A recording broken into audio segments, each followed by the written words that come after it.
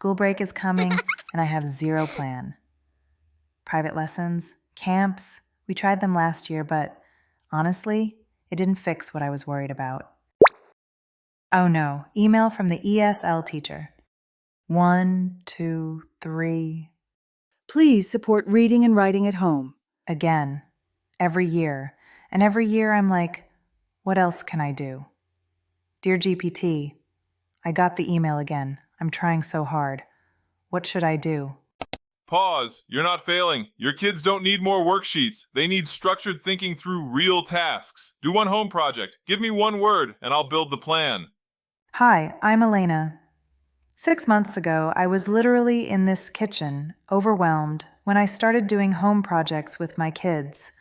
But I kept home projects with ChatGPT anyway, and the results shocked me. Kids' speaking got deeper, and their writing finally had something real to say. Later I learned this has a name: project-based learning, learning by building, not memorizing. Even Elon Musk built a school around this idea. Today, I'll show you our first project, step by step, and at the end, I'll give you a 10-second tip you can try today. No prep. Winter break is coming. If you don't want another season of worksheets and stress, this video is for you. Let's begin. Project 1. Designing a learning lab at home. The reason I chose designing a home learning lab as our first project was very practical. I needed time during the day for coffee, chores, and basic life. For that, my kids needed something meaningful they could do independently. I believed that if the space was well organized, kids would naturally move between making, playing, and reading. And I also hoped it would help my 6- and 8-year-old bond naturally, despite their age and interests.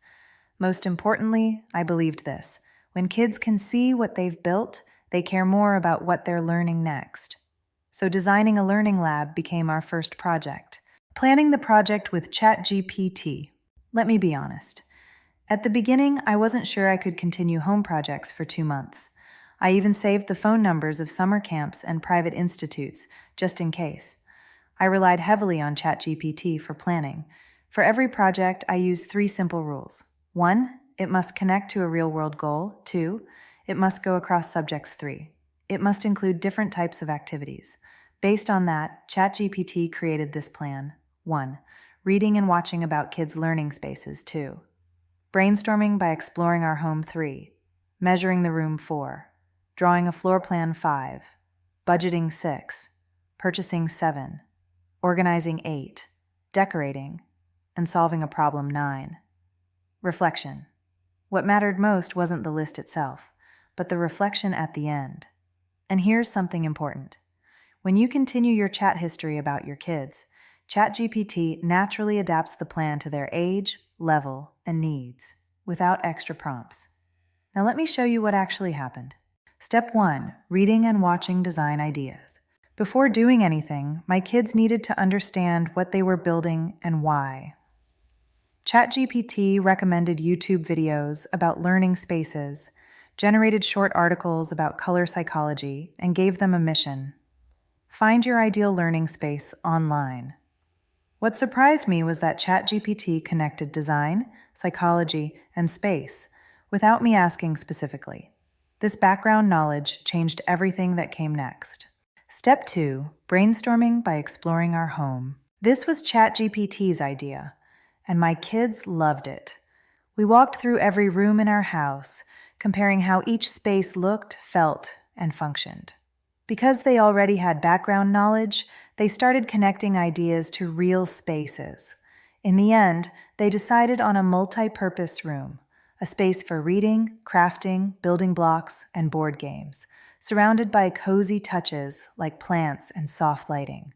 Step 3. Measuring the room. ChatGPT created 2 templates, a detailed one for my 8-year-old, a simpler one for my 6-year-old.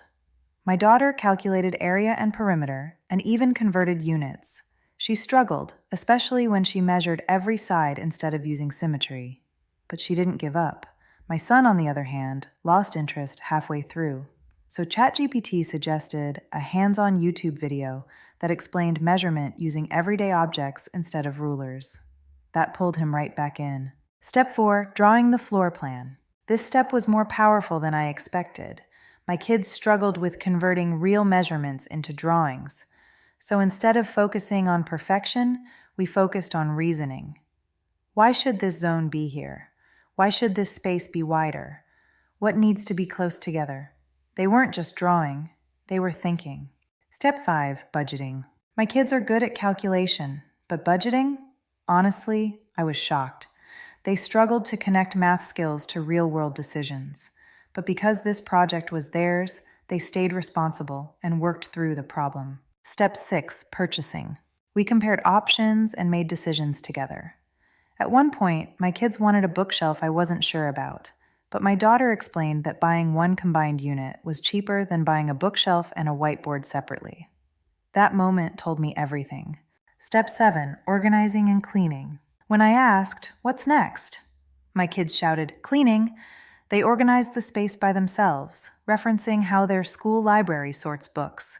They created categories like fiction, nonfiction, realistic fiction, fantasy, science, and history. They even discussed which books were appropriate for a 6-year-old and which for an 8-year-old, negotiating and compromising with reasons. This step was full of classification and reasoning. Step 8, decorating and a problem. Decoration was delayed because of real life, but by then, the lab was already fully functional, and my kids were making things all day. There was just one problem: they weren't reading. I had hoped making and playing would naturally lead to reading, but it didn't. So I uploaded a photo of the room to ChatGPT. It suggested placing books right next to craft supplies and decorating the space with story characters near the making area, creating natural bridges. The room slowly transformed from a lab into a story space. Step 9, celebration. For the celebration, my kids planned everything themselves. They chose desserts, wrote invitation letters, and planned games. When friends visited, they proudly explained everything they had built. Step 10, reflection. From the beginning, ChatGPT emphasized reflection. At first, I thought it was just a way to signal project completion, but it turned out to be the most important part. ChatGPT asked questions like, "What was this project about? What did I do well? What was hard? What did I learn? What would I try next time?"